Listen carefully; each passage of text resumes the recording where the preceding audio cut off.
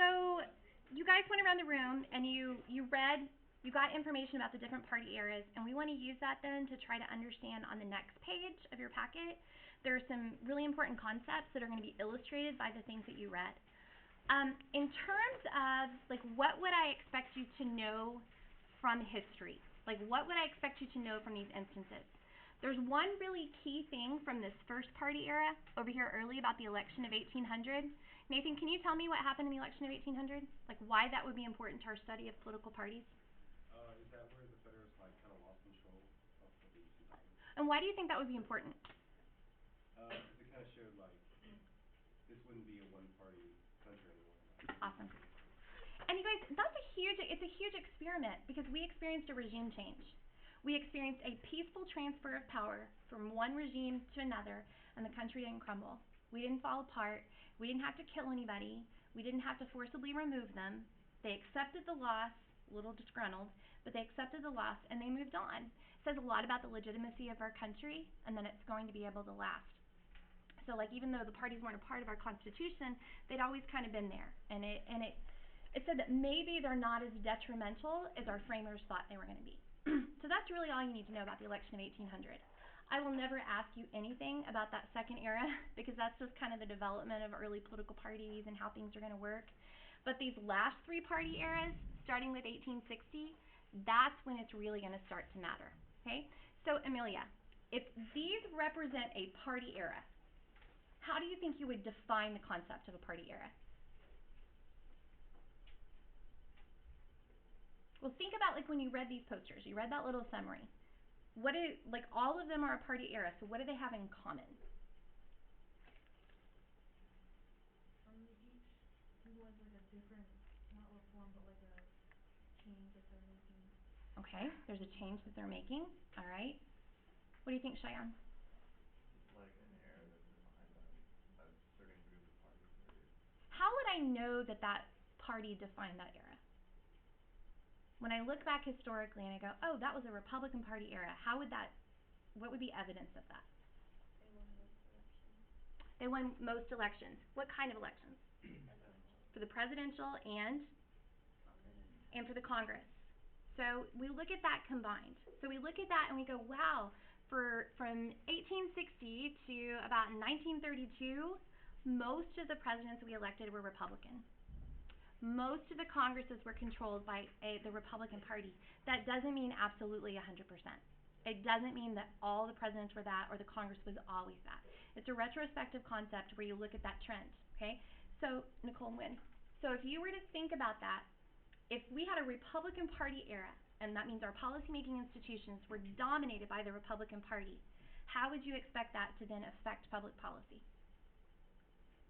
It would mean that public policies would, like, go more towards, like, Republican. Yeah, it makes sense, right? So even though our system is still real adversarial, and you have a Republican president, and you have a Republican Senate, and a Republican House, there's still going to be gridlock. There's still going to be fighting. There's still going to be animosity, because our system is set up so that it will be that way, because they're all answering to a different group of people. But if they're at least of the same party, they're more likely to accomplish something, some kind of legislative change. If you think about in U.S. history, when you learned about massive sweeping legislative change, that's what you needed.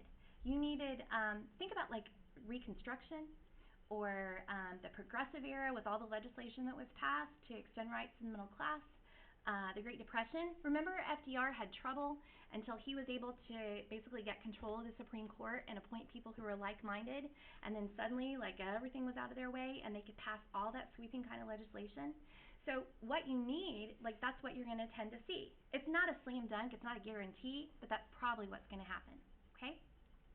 All right, so the divide then between each of these posters represents what's called a critical election.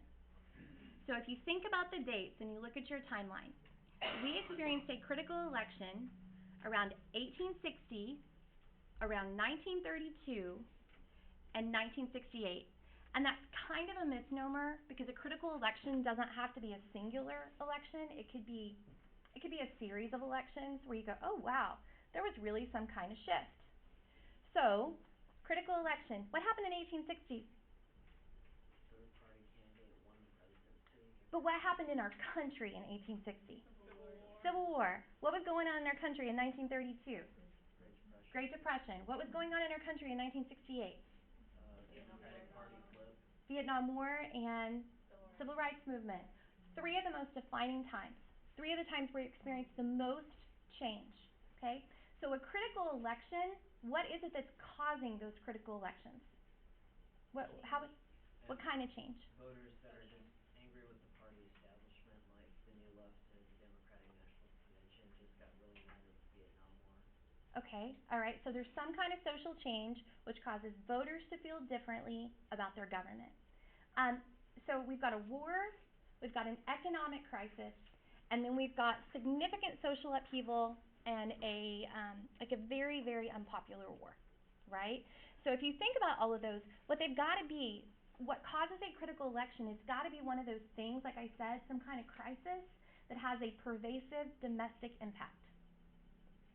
So no one can hide from the Civil War, right? You can't avoid the Great Depression. I mean, not everybody was as deeply affected, but it affected so many people.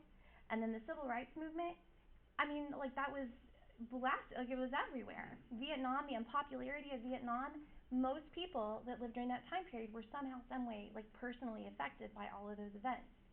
So that's what a critical election is. And what it causes is it causes a party realignment. A party realignment. So let me give you an example and we'll see if we can come up with the definition.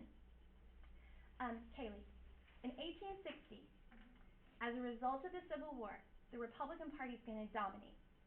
So describe to me demographically, who do you think would support the Republicans from 1860 to 1932? ones that supported like slavery and the working class and Okay, so people that were opposed to slavery, right? Because the Republican Party was a party that was the anti-slavery party. They went from that minor party, like Kent said, to a majority party. So where did people live that were in opposition primarily? The North. In the North? Big business interests. Cities, big business. What else? Who else would have been a supporter of the Republican Party? Immigrants, because they got jobs in the Union Army during the Civil War. Okay, immigrants, former slaves, a lot of females, because there was a lot of activism with like women that were tied to the anti-slavery movement, where women were trying to get rights as well. All right, does that describe a Republican today demographically? Except for the big business part. Right, so there's a pretty significant shift. So a party realignment is where there's some kind of crisis in the country, and as a result of that critical election, demographic groups switch their allegiance. So because of how the government responds, groups of people who used to support the Republicans, you know, as we went into economic turmoil, they liked what the Democrats were doing, and they responded by shifting their allegiance to the Democratic Party. Now remember, too, that our parties have actually switched. Like, the Republican Party used to be the more progressive party. But as a result of, like, all the New Deal legislation and things like that, they flipped. And that can totally happen again, you know, like, based on a response. Because remember what we said, politicians don't always respond out of ideology. Sometimes they respond out of practicality. They make a decision, and that's what happens. Okay? All right. So we've got this party realignment because of the critical election. Then we're going to go up, we're going to fast forward, kind of makes sense why people would align to the Democrats. 1968 is going to be a little bit different.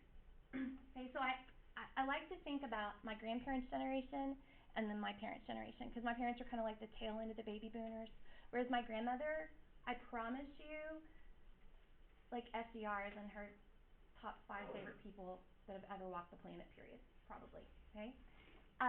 And there shows like such incredible allegiance to him because they really feel like his actions saved the country. You know, and if I sit down and talk to my grandma, I would love to know, does she actually know how many mistresses that FDR had? Does she realize the lengths at which the media took to conceal FDR's physical problems? You know, like that they didn't photograph him so much, like when he was in the wheelchair, or they really protected him in a lot of ways. Can you imagine the media treating the president that way today? No. It's really, really different. So we've experienced a lot of cultural shifts in the role of the media, okay? So, 1968, we have the Civil Rights Movement, which retrospectively I would feel comfortable saying that every person in this room is happy with the direction that the country went. But it's a time that's very divisive, and it's going to pit generations against people, parts of the country, and it's a difficult thing to watch that happening in your country. We have an unpopular war that's televised, where people are sitting at home watching the body count night after night after night. A couple years later, we have a president resign amid scandal right before he's going to be impeached. Okay?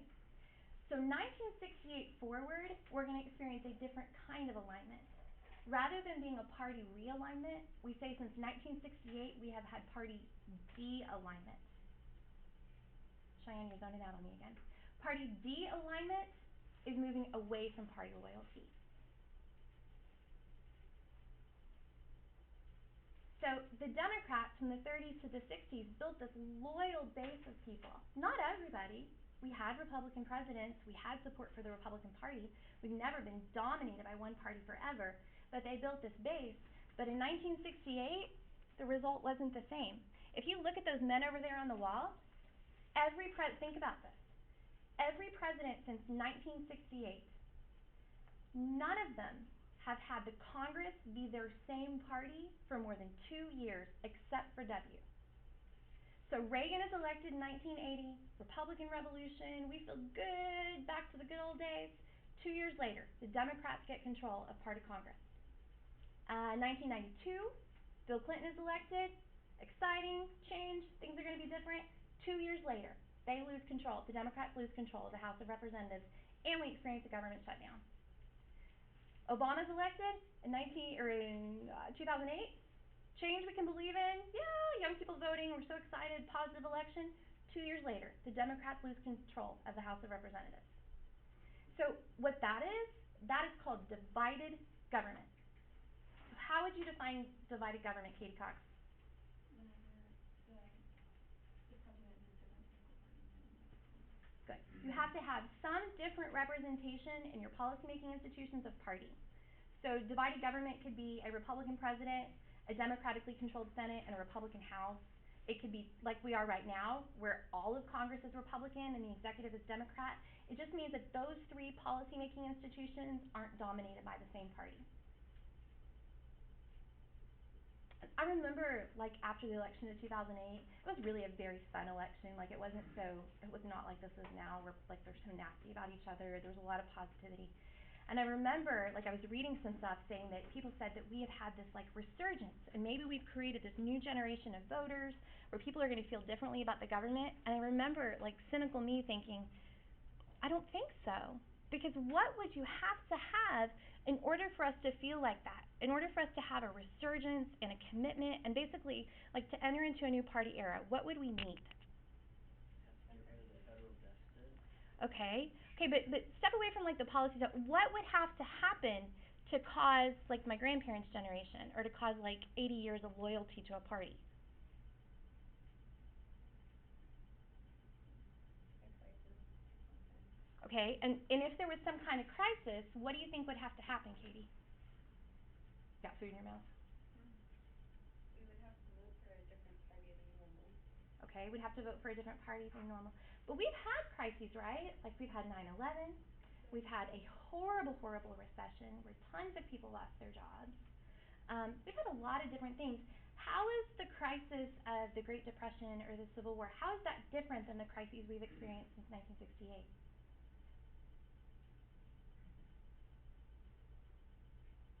Go ahead. We'll watch you They chew. were more pervasive and longer term. Okay. Definitely true. Definitely true.